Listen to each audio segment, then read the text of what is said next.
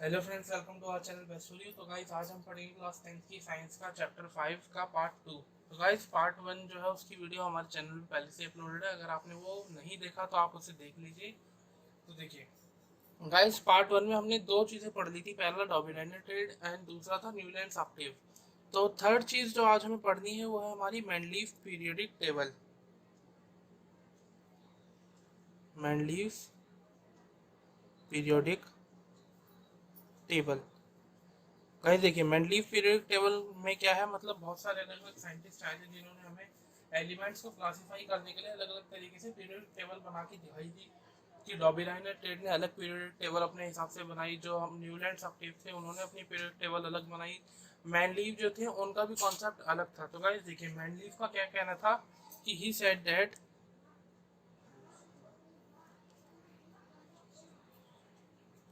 The properties of element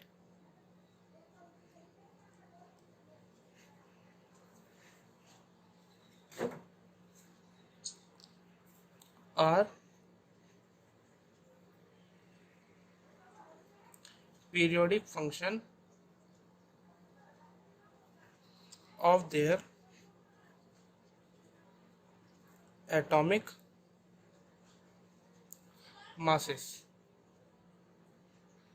इसका मतलब क्या है गाइस, देखिए उन्होंने कहा था properties of element are periodic function of their element. मतलब जो हमारे एलिमेंट होते हैं उनकी जो प्रॉपर्टीज होती है गाइस, जो हमारे एलिमेंट होंगे उन एलिमेंट की जो प्रॉपर्टीज होगी वो क्या होगी, एक पीरियडिक फंक्शन होगी। पीरियडिक फंक्शन का मतलब है ऐसी प्रॉपर्टीज जो एक रेगुलर इंटरवल ऑफ टाइम में क्या हो, बार बार रिपीट होती रहे। कब रिपीट होगी, जब हम एलिमेंट्स को किसके हिसाब से रखेंगे, उनके एटॉमिक मासेस के हिसाब से जब हम उन्हें रखेंगे, मतलब अरेंज करेंगे उनके एटॉमिक मासेस पे। मतलब पहले वो एलिमेंट आएगा जिसका एटॉमिक मास कम है, फिर उसके बाद जिसका एटॉमिक मास ज़्यादा, फिर उसका और ज़्यादा, फिर उसका और ज़्यादा।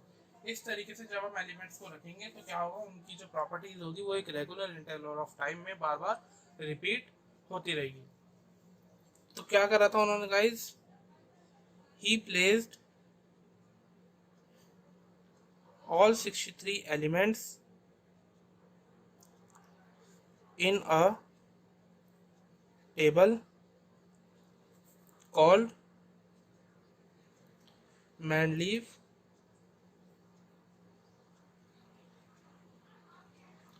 periodic table। मतलब गाइज उन्होंने क्या करा, उस समय जितने भी एलिमेंट्स खोजे गए थे, लगभग 63 के आसपास एलिमेंट उस समय खोज लिए गए थे। तो उन्होंने क्या करा, वो जो टोटल 63 एलिमेंट्स थे उन्होंने उसे एक टेबल के अंदर रखा और उस टेबल को उन्होंने नाम दिया था मैंडलीव पीरियडिक टेबल। अब गाइज इसकी एडवांटेजेस क्या क्या थी वो हम देख लेते हैं।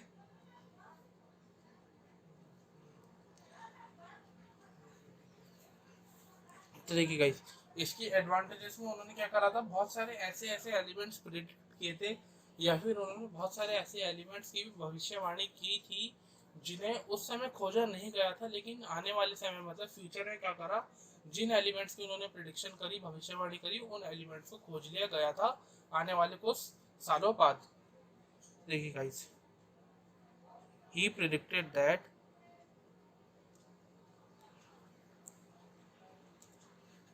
many elements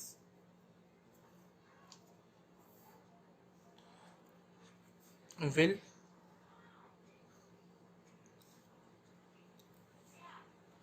discover in future for these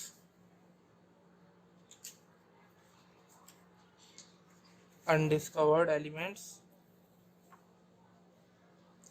may leave left gaps in their periodic table। मतलब इसका मतलब क्या है इस उन्होंने क्या करा, बहुत सारे ऐसे एलिमेंट्स की भविष्यवाणी कर दी थी जो फ्यूचर में खोजे जाएंगे। तो गाइज अगर मान लीजिए फ्यूचर में आज मैंडलीव ने पीरियडिक टेबल बनाई हो और आज से 5 या 10 साल बाद अगर कोई एलिमेंट खोजा जाता, तो क्या करना पड़ता गाइज, उस पीरियडिक टेबल में उस एलिमेंट के अकॉर्डिंगली नए नए एलिमेंट्स जो थे उस पीरियडिक टेबल में चेंज करके उनकी पोजीशन दोबारा रखनी पड़ती। लेकिन गाइज मैंडलीव ने क्या करा था, पहले से ही उन्होंने प्रिडिक्ट कर लिया था कि कुछ ऐसे एलिमेंट्स भी खोजे जाएंगे जिसके कारण उनकी पीरियडिक टेबल में चेंज हो सकते हैं। तो गाइज उन्होंने क्या करा था, पहले से ही अपनी पीरियडिक टेबल में उन्होंने उन एलिमेंट्स के लिए जो फ्यूचर में खोजे जाते, उनके लिए उन्होंने गैप्स रख दिया था पहले से ही, ताकि जब वो एलिमेंट खोजे जाए तो पीरियड टेबल में बिना कोई चेंज करे हुए उन एलिमेंट्स को उनकी पोजीशन मिल जाए। गाइस हम एक एग्जांपल से देख लेते हैं उन्होंने किस तरीके की मतलब अपनी प्रिडिक्शन करी थी। तो देखिए, ही आल्सो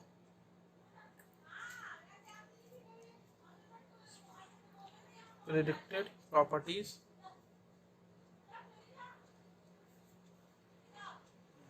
of many undiscovered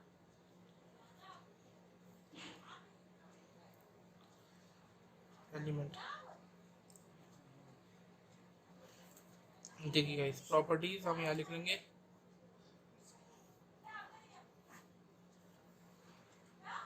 यहाँ आ जाएगी उनकी प्रिडिक्शन।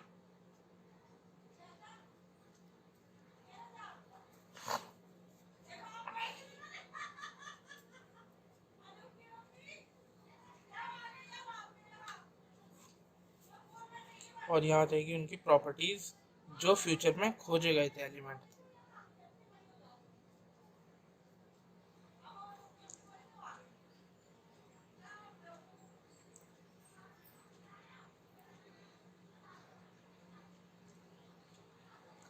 गाइस देखिए, उनके प्रेडिक्शन के हिसाब से उन्होंने एक प्रॉपर्टीज में हमारे क्या क्या आ जाते हैं, जैसे बॉइलिंग पॉइंट हो गया, मेल्टिंग पॉइंट हो गया और बहुत सारी चीज़ें हो गई। तो उन्होंने एक ऐसा एलिमेंट प्रेडिक्ट किया था जिसका एटॉमिक मास क्या होगा, हमारा एटॉमिक मास उस एलिमेंट का क्या था, 72। गाइज ये जो 72 है, उन्होंने एक एलिमेंट प्रेडिक्ट करा था जिसका नाम उन्होंने अपने आप रखा था क्या, एका सिलिकॉन। इस एका सिलिकॉन में उन्होंने क्या करा, जब अपनी पीरियड टेबल बना रहे थे उस टाइम उन्होंने प्रेडिक्ट करा था कि फ्यूचर में एक ऐसा एलिमेंट खोजा जाएगा जिसका एटॉमिक मास 72 होगा। सेकेंड पॉइंट जो उसकी प्रॉपर्टी होगी, उसकी जो डेंसिटी होगी गाइस, उसकी डेंसिटी होगी 5। मेल्टिंग पॉइंट की अगर हम बात करें उसकी, तो उन्होंने बोला था उसका मेल्टिंग पॉइंट जो होगा हाई होगा। ऑक्साइड अगर हम देखें, ऑक्साइड का मतलब ऑक्सीजन के साथ रिएक्शन करने के पर वो कैसा एलिमेंट बनाएगा, वो बनाएगा MO2। यहाँ पर जो हमारा M है, वो M मतलब ये मेटल है जो भी हमने यहाँ पे लिया है, मतलब ए का सिलिकॉन है M का मतलब, ए का सिलिकॉन।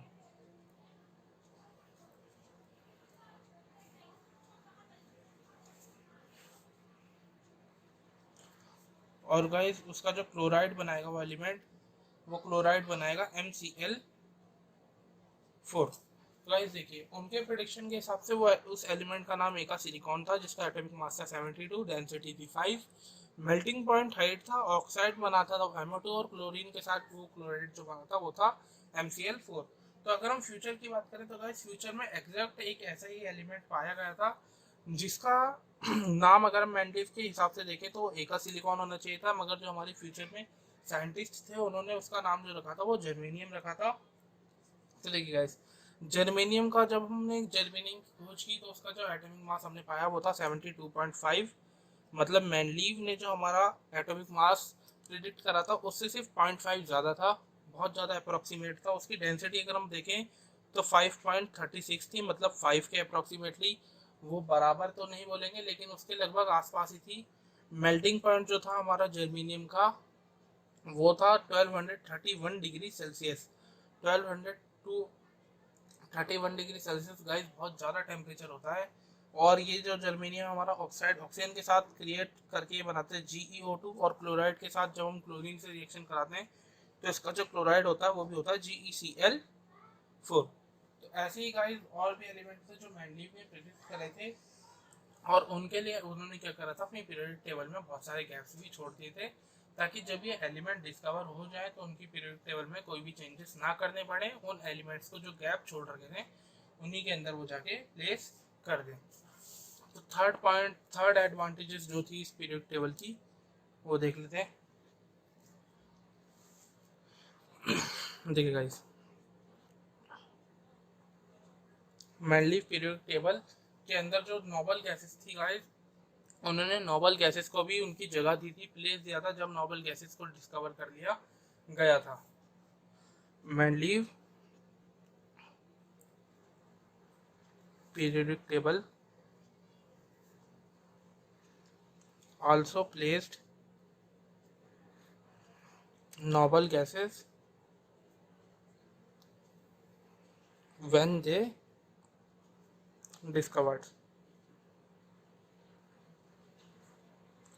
मतलब जब उन्होंने अपनी पीरियड टेबल बनाई थी गाइस, उस समय नोबल गैसेस की तो खोज हुई नहीं थी, लेकिन जैसे ही नोबल गैसेस को खोज लिया गया था तो उन्होंने क्या करा था, जो पीरियड टेबल थी उसमें चेंजेस करके नोबल गैसेस को भी उनकी जगह दे दी थी। तो ये थी गाइस इसकी एडवांटेज। अब हम पढ़ देते हैं डिसएडवांटेजेस जो थी उसकी क्या क्या थी।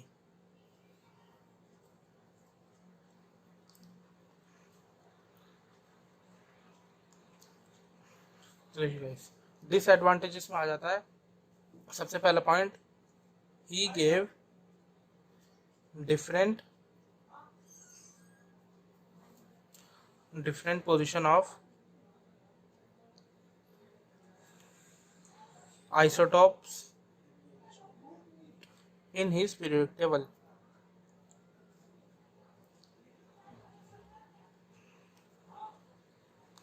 मतलब उन्होंने क्या करा था गाइस, जो आइसोटॉप्स होते हैं उन्हें अलग अलग पोजीशन दी थी। जैसे अगर हम एग्जांपल ले तो हमारा जो क्लोरीन का आइसोटॉप होता है गाइस, क्लोरीन के गाइस दो आइसोटॉप्स पाए जाते हैं। पहले होता है Cl35 वाला, दूसरा होता है Cl37 वाला। तो देखिए गाइस उन्होंने क्या करा था, उनका पूरा का पूरा जो फंक्शन था अपनी पीरियड टेबल बनाने का वो था एटॉमिक मास को लेके। तो Cl35 का एटॉमिक मास अलग है, Cl37 का एटॉमिक मास अलग है, लेकिन दोनों एलिमेंट सेम है। होना क्या चाहिए था, दोनों को एक ही जगह रखना चाहिए था, लेकिन उन्होंने उनका जो फंक्शन उन्होंने लिया था एटॉमिक मासेस के बेसिस पे, उससे अगर वो उसे रखते तो क्या करना चाहिए था, Cl35 उन्होंने पहले रखा और Cl37 बाद में रखा। इसके कारण उन्हें क्या करना पड़ा, दोनों को अलग अलग पोजीशन देनी पड़ी। दूसरी डिसएडवांटेज जो थी गाइस इसकी वो थी, he gave wrong position of atomic mass of some elements या फिर एटम्स। उन्होंने क्या करा था गाइस, कुछ एटम्स ऐसे थे जिनका एटॉमिक मासेस के बेसिस पे भी उन्होंने गलत लग दिया था। जैसे CO कोबाल्ट जो होता है हमारा, एंड या फिर और जो निकिल होता है।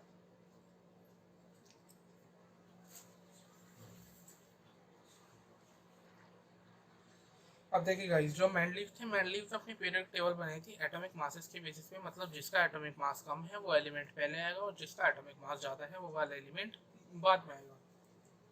तो अगर हम कोबाल्ट और निकिल के केस में देखें तो कोबाल्ट का एटॉमिक मास है 58.9 एंड निकिल का एटॉमिक मास है 58.7। तो मैंडलीव के हिसाब से क्या होना चाहिए था, ये पहले आना चाहिए था और इसे बाद में रखना चाहिए था, लेकिन मैंडलीव ने क्या करा, अपनी पीरियडिक टेबल में कोबाल्ट को पहले पोजीशन दी इंस्टेड ऑफ निकिल। अब उनसे जब इसका ये पूछा गया कि उन्होंने से क्यों करा तो उनके पास कोई जवाब नहीं था इसके बारे में। इसलिए ये भी एक जो थी उसकी डिसएडवांटेजेस थी कि उन्होंने क्या करा, he placed cobalt in forward position as compare to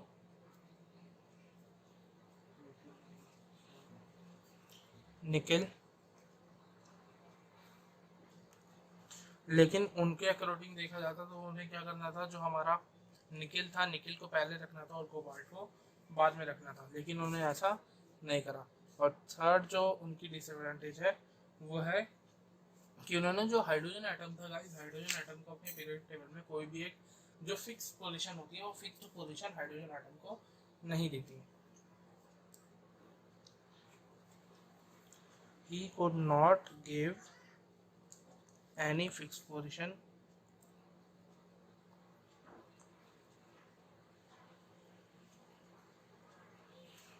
to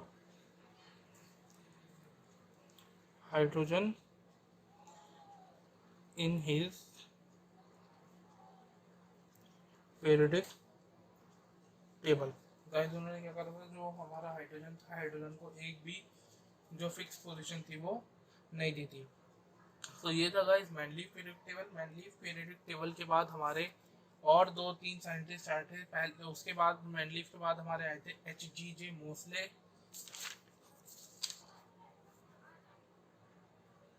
देखिए गाइस, जो नेक्स्ट साइंटिस्ट थे वो हमारे थे HGJ मोसले। ये आए थे 1913 में। गाइस इन्होंने क्या करा था, इन्होंने सबसे पहले एक कॉन्सेप्ट दिया था कि जो हमारे पीरियडिक टेबल हम बनाना चाहते हैं, इससे पहले क्या था, जितने भी साइंटिस्ट आए थे उन्होंने इनसे पहले क्या करा, सभी ने एक ही फंक्शन लिया था या फिर एक ही बेस पर अपनी पीरियडिक टेबल बनाई थी, वो थी एटॉमिक मास। लेकिन इन्होंने आके जो अपना एक बेस बनाया वो था एटॉमिक नंबर। कि सारे के सारे साइंटिस्ट ने क्या करा था गाइस, एटॉमिक मास के बेसिस पर ही एलिमेंट्स को प्लेस करा था। लेकिन इन्होंने क्या करा, जो हमारे एटॉमिक नंबर होता है उसके बेसिस पे एलिमेंट्स को अरेंज करा। इन्होंने आके कोई पीरियडिक टेबल वगैरह तो गाइस नहीं बनाई, बस इन्होंने आके एक कॉन्सेप्ट दिया था कि एटॉमिक मास की जगह हम क्या कर सकते हैं, एटॉमिक नंबर को एक बेस मानकर अपने पीरियडिक टेबल को बना सकते हैं। तो गाइस इन्हीं की इसी बात को मानते हुए कि एटॉमिक नंबर के बेसिस पे हम पीरियडिक टेबल बनाए, जो नेक्स्ट साइंटिस्ट थे हमारे नील्स बोर, वो आए 1920 में। और उन्होंने क्या करा, इन्हीं के इस रूल को लेकर, एटॉमिक नंबर वाले कॉन्सेप्ट को लेकर अपनी एक पीरियडिक टेबल बनाई। देखिए guys, he formed a modern periodic table by taking atomic number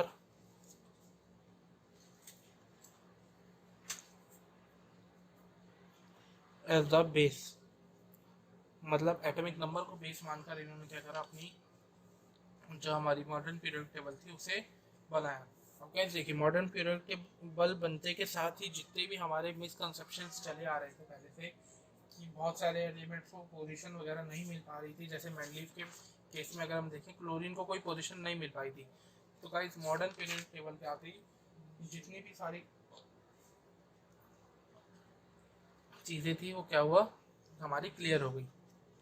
देखिए एग्जाम में क्वेश्चन आ जाता है, how modern periodic table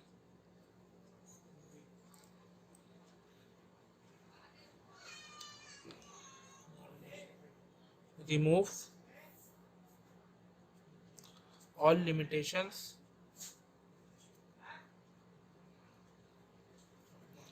of Mendeleev periodic table।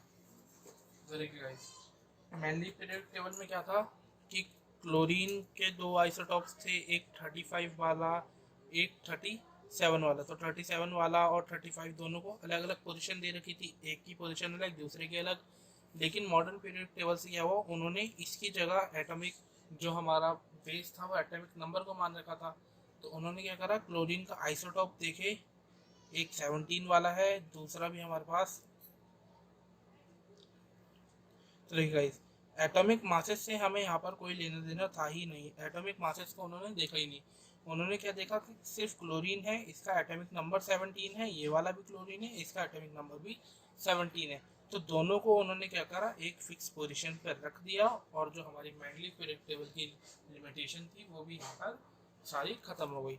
दूसरी लिमिटेशन मैनलीफ पीरियडिक टेबल की क्या थी कि कोबाल्ट और जो निकिल था वो दोनों अलग अलग प्लेस पर थे।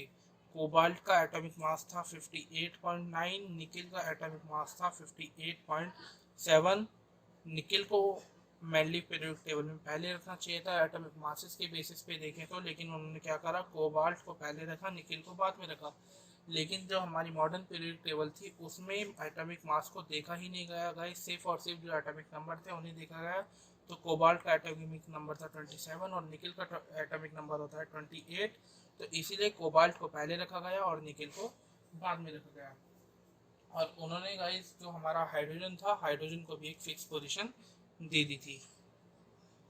ही gave a fixed position to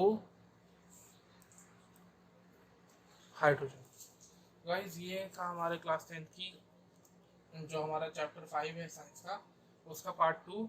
इसका जो नेक्स्ट पार्ट है वो गाइस आपको अगली वीडियो में देखने को मिल जाएगा। तो अगर आपको वीडियो अच्छी लगी हो तो हमारे चैनल वीडियो को लाइक करना और चैनल को सब्सक्राइब करना ना भूलें। Thanks for watching.